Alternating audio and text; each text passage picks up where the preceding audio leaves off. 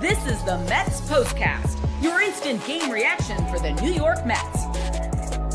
Part of the Locked On Podcast Network.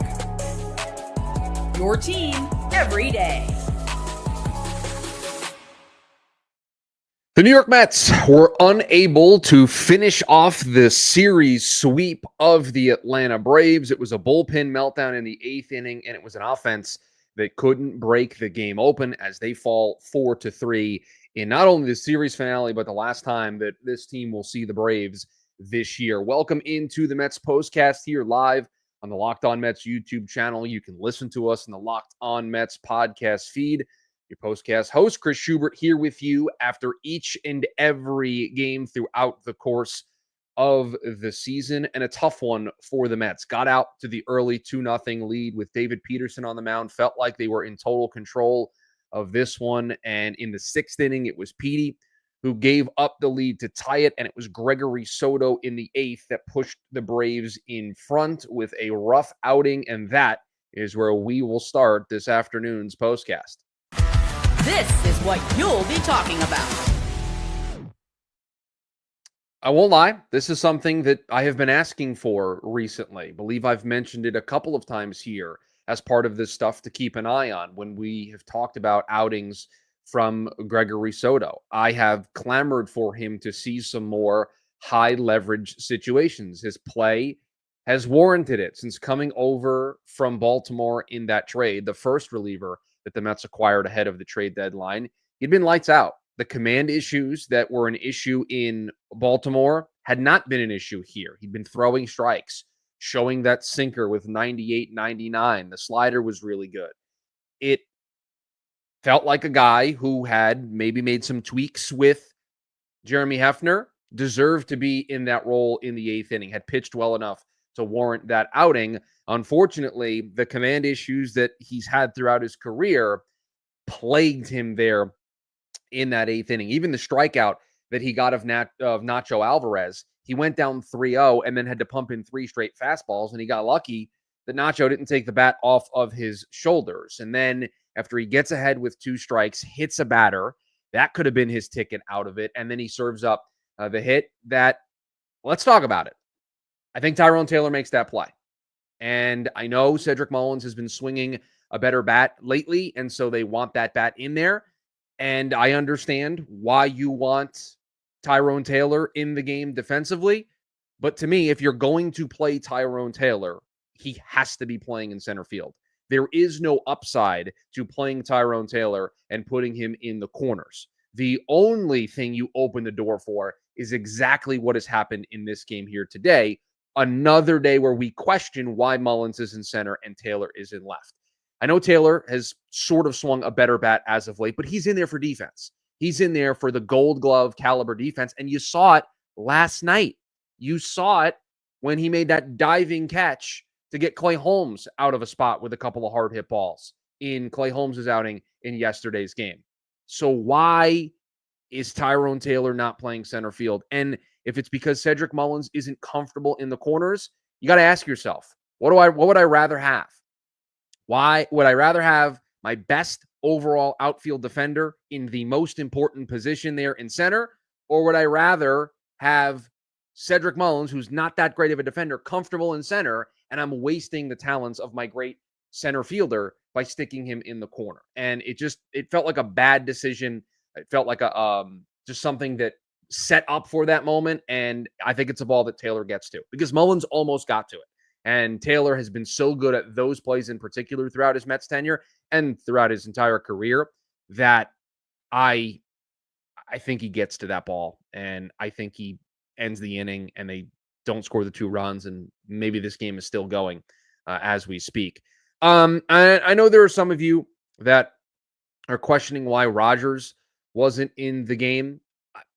Fair. I mean, I'm surprised that they went to lefty after lefty after lefty. I know they snuck Brazaban in there, and shout out, welcome back to Oscar Brazaban. But it did feel weird that they prioritized all their lefties in this game. But I'm not gonna be hypocritical. I've wanted Gregory Soto in these high leverage situations since he got here and since he's shown an ability to pitch really well. And I had no issues in the moment with Soto being in that game. He's been very good for this team as a bullpen arm. They used Rodgers the night before, and so maybe they were saving Rodgers for a later moment in the game, or they wanted to get Soto involved. And again, Soto's been pitching well enough to where you shouldn't be second-guessing Soto being in this game, and he just needs to execute. And the command went on him, and that's where the Braves took advantage of this game, and that's where the Braves took the lead. The Mets tried to rally there in the ninth. They got base runners on. They scored a run in that game, or in that inning, I should say, and they couldn't finish the deal. Pete came up, popped out. Jeff McNeil popped out on the first pitch in foul territory. And so they had that chance there to do something they hadn't done all season. They were 0-52 before today's game when trailing after 8. Unfortunately, add one to the marker. It's 0-53. And they certainly put together the rally. And it was just a lot of just good hitting, just singles and just station to station, but just passing the baton to the next guy. And they weren't able to get it done. But the problems in this game offensively for the Mets, well before the ninth inning, we will talk about that offense. We'll talk about David Peterson. We'll talk about the stuff to keep an eye on because the Mets start a pretty important series tomorrow in Philadelphia. We will get to all of that here on the other side. Time to fuel up and turn it up with 5-Hour Energy Transfusion. This grape, ginger, and lime flavored shot brings the iconic taste of a golf course favorite to a non-alcoholic boost. Perfect for sinking birdies or making great memories with friends. It's a hole-in-one for your energy game. Whether you're out on the course or just need a little extra push to power you through the day, 5-Hour Energy Transfusion delivers the clubhouse flavor you love without ever leaving the green. Golf is all about good times with good people and good flavors.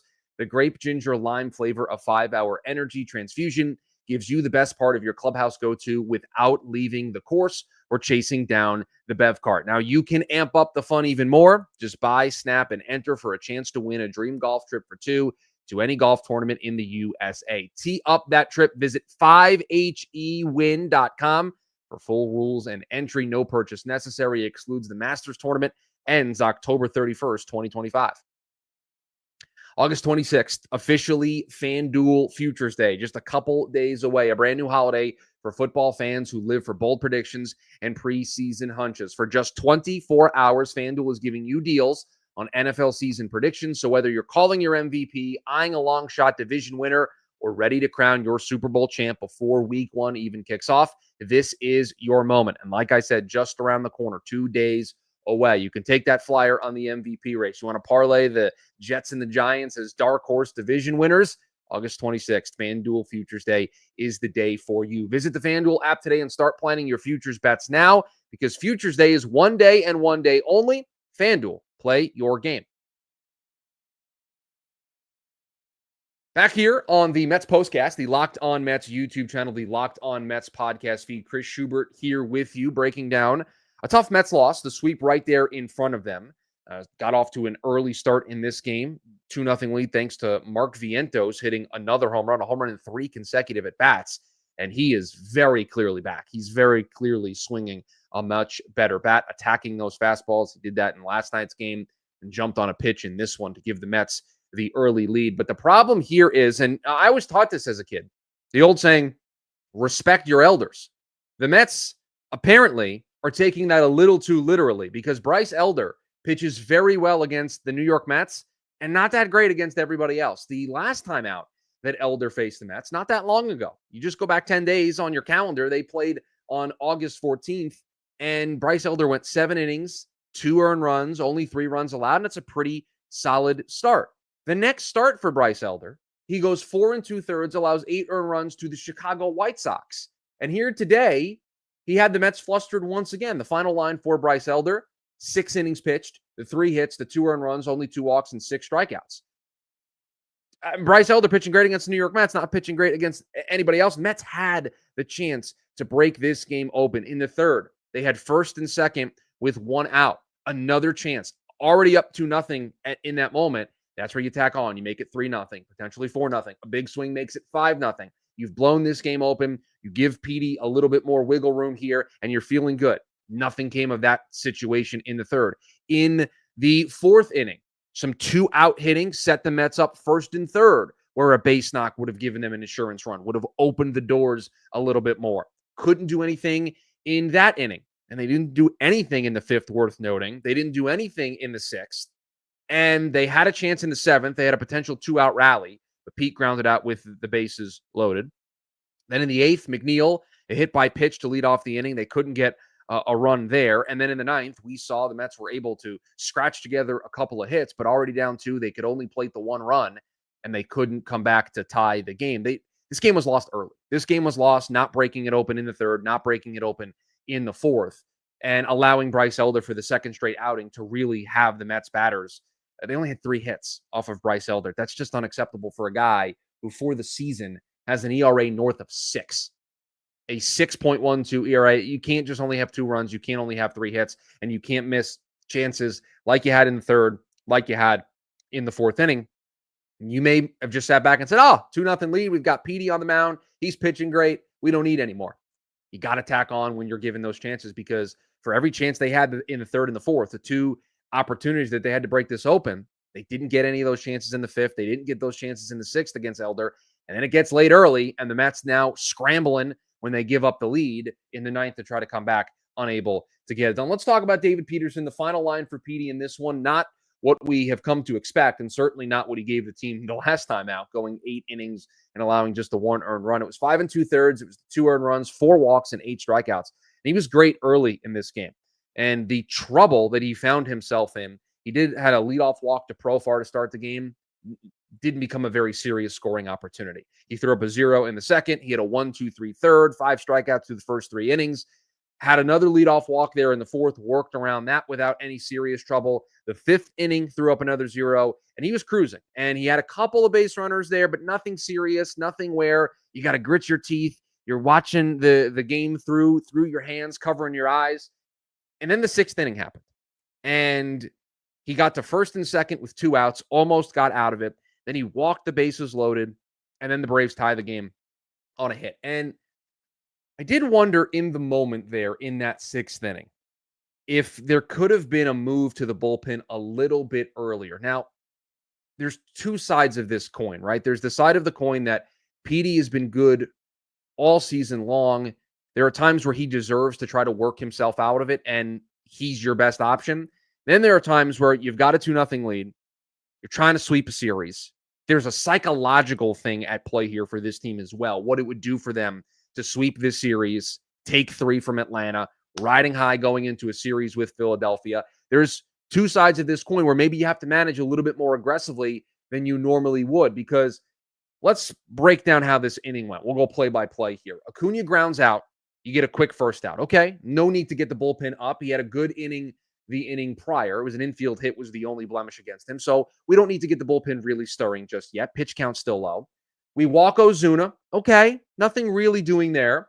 Albies grounds into a fielder's choice. So now we've got 2 outs with a runner at first. I don't know if you need to have a pitcher up now. Harris singles, so now you've got first and second. Now you probably should get the bullpen working a little bit. Now you should probably have those options available to you. And I don't know if it needed to be Brooks Raley. I don't know if getting another lefty in there was the right decision. And I don't know if you could have gone to Brazabon there or Reed Garrett potentially. But then Alvarez walks. And so now this could have been the spot where you would have taken Peterson out if you would have had somebody up and ready to go. So if the criticism is get somebody up a little bit earlier so that you have options and you're not kind of just picking a path and sticking down that path no matter what. Yeah, I think after the Harris single, it's first and second. We've got 2 outs. This is kind of on a knife's edge. I don't think I'm pushing Petey past the 6th inning much anyway here. Let me get somebody up in the bullpen. And then Alvarez walks. Probably should have made the move there if you were going to make one. He leaves him in to face Murphy. Murphy hits the single. That ties the game. He then goes to Brooks Raley. So potentially getting somebody up a little bit earlier, although it is David Peterson. He had gotten 2 outs in the first 3 batters. You kind of want to give him that wiggle room. And so I'm not taking him out after the Harris single. The earliest I would have taken him out after the walk to Alvarez to load the bases. And without somebody up and already ready to go after Harris singles, you're kind of just stuck with Petey in that spot. Murphy hits the single. It's 2-2. And then this game is tied. Then the Mets could do nothing after that. They did nothing against Pierce Johnson. They did nothing against Dylan Lee, nothing against Tyler Kinley. Just didn't have an answer until they saw Raisel Iglesias there in the 9th inning. And again, I don't think this is a bad Peterson start. I don't want to, lump this on him. He was great through the first 5 innings of this one.